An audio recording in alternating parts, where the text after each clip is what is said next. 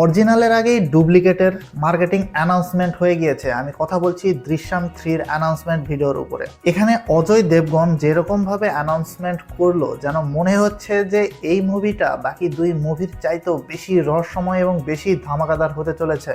কেননা এটা হচ্ছে আখরি চাল, আর এই আখরি চালে এমন কিছু দেখাবে যেটাতে পুরো মুভির রহস্য ভেদ হবে। আর এইবার আমার কাছে সবচাইতে যেটা ভালো লাগলো সেটা হচ্ছে তারা রিলিজ ডেটটাকে মুভির সেই ডেট পাঞ্জি যাওয়ার যে ডেটটি 2 অক্টোবর সেটা তারা ঠিক করে রেখেছে। আগের বারের মতো এবারও টাবু থাকবে। আর বিশেষ করে শ্রেয়া শারানের অভিনয় তো আপনারা সকলে জানেন যে এই মুভিতে কতটা গুরুত্বপূর্ণ ছিল। তো এসব কথাকে একটু সাইডে রেখে এখন আসা যাক অ্যানাউন্সমেন্ট ভিডিওর উপরে।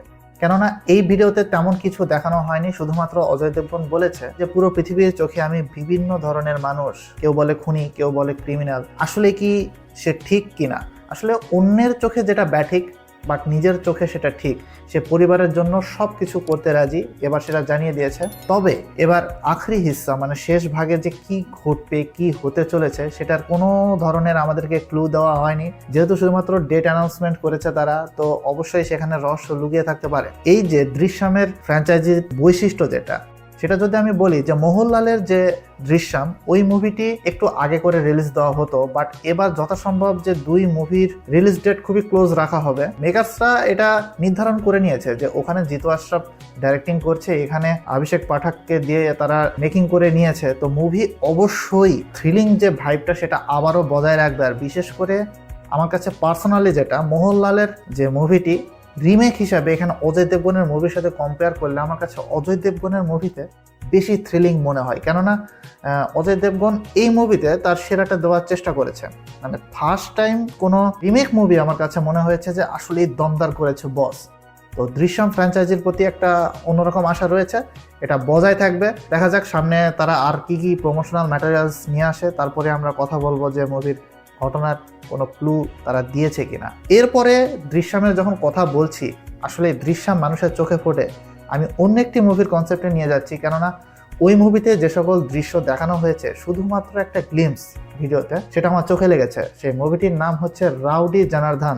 আর এখানে মূল কাস্ট হিসাবে রয়েছে বিজয় দেবরাকোন্ডা, তার অপোজিটে অভিনয় করছে কীর্তি সুরেশ। বাট এই ভিডিওতে কীর্তি সুরেশের কোনো কিছু দেখানো হয়নি। যেটুকু দেখানো হয়েছে ভাই আমার কাছে খুবই দমদার লাগলো। রাবি কিরণের ডাইরেক্টিংয়ে এটা একটা তেলেগু মুভি এবং প্যান ইন্ডিয়ান আকারে তারা রিলিজ করবে। এখন কথা হচ্ছে মুভিটা কেমন। যেটুকু আমি বুঝলাম যে কালিকাপাটনাম, সেখানে সবাই নিজেকে রাউডি ভাবে, বাট জনার্দন তার একটা অন্যরকমই ক্রেজ রয়েছে। সামনে 100 জন মানুষ, সে একাই লড়ছে, এ ধরনের বিষয়টা দেখানো হবে। তো এখন বিজয় দেবরাকোন্ডার লাইফে যেটা ঘটে গিয়েছে সেটা হচ্ছে লাইগার একটা বড় ধরনের বাঁশ দিয়ে গিয়েছে, আর বান্দা সেটা থেকে উতরাতেই পারছে না। আপনি খেয়াল করলে দেখবেন যে তার কিংডম মুভিটি সে ভালো করেছে। এমনকি এই মুভি যদি অন্য কোনো একটা বড় সুপারস্টারদেরকে দ্বারা করানো হতো তাহলে এই মুভিটা অনায়াসে ব্লকবাস্টার হয়ে যেত। যেহেতু বিজয় দেবরাকোন্ডা করেছে, এই মুভি কিন্তু অনায়াসে 250 থেকে 300 কোটি মার্কেট পেয়ে যাওয়ার কথা ছিল, বাট বক্স অফিসে সেটা একটা ফ্লপে পরিণত হয়েছে। এর মূল কারণ হচ্ছে মার্কেটিং, প্রমোশনাল ম্যাটেরিয়ালস বলেন, এবং মুভি দেখার পরে যে হাইপটা ওঠে সেটার কথা আমি বলছি। এই রাউডি জনার্দনে সেই একই মাসালা টাইপ অ্যাকশন রেখে দেয় তাহলে তো আমার কাছে মনে হয় না খুব একটা দর্শকদেরকে আকর্ষণ করবে। বাট যদি সেটা থেকে বেরিয়ে এসে একটা ধামাকাদার মুভি তারা সত্যি দিতে চায়, মানে ডেলিভার যদি করতে চায়, তাহলে অবশ্যই কান্নাডা ইন্ডাস্ট্রি থেকে, যেহেতু কেজিএফ একটা অন্য মাত্রার মাইল ফলক স্পর্শ করেছিল, সেই রকম যদি মেকিং তারা এখানে দেখাতে পারে তাহলে হ্যাঁ ভালো লাগবে।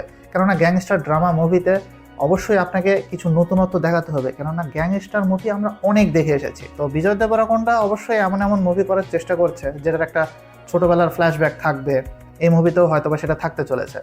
তো নায়িকার যেহেতু কোনো কিছু দেখানো হয়নি, কাহিনীর কোনো কিছু আমাদের সামনে নেই, তো আমরা এখন এটা নিয়ে কোনো কথা বলবো না। বাট এই কনসেপ্টটা আমার কাছে ভালো লেগেছে, ভিডিওটা আমার কাছে ভালো লেগেছে, আকর্ষণীয় ছিল, মশলাদার ছিল। আপনার কাছে কেমন লেগেছে তা অবশ্যই নিচের কমেন্ট বক্সে জানিয়ে দিবেন। আর দৃশ্যম মুভি নিয়ে আপনি কতটা আগ্রহী তা অবশ্যই আমাকে জানাতে ভুলবেন না। আজকের রিভিউটি ভালো লাগলে লাইক করবেন, শেয়ার করবেন, চ্যানেলটিকে সাবস্ক্রাইব করে পাশে থাকা বেল আইকনটি অন করে দিন, কেননা নেক্সট ভিডিও আমরা আপলোড করব খুবই দ্রুত। Good bye.